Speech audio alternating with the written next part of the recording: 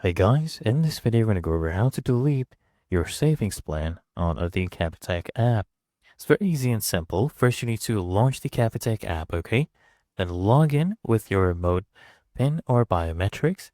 And then what you do on the home screen, you tap on save or savings plan. So we want to basically access our savings plan where we will be able to see a list of all our active savings plans. Now here, what you want to do is go ahead and tap on the specific savings plan you want to close or delete, okay? Review the details like the amount saved, interest, and any linked account, okay?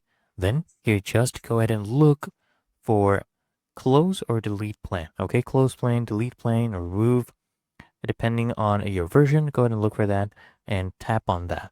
And then you just need to confirm the action by entering your remote PIN when you are prompted. And the money from the closed plan will automatically be moved into your main transactional account. But it's really that easy and simple, guys. So I hope this guide provided value to you. And if it did, consider smashing that like button as well as subscribing to Smart Solutions. And I'll see you in the next one.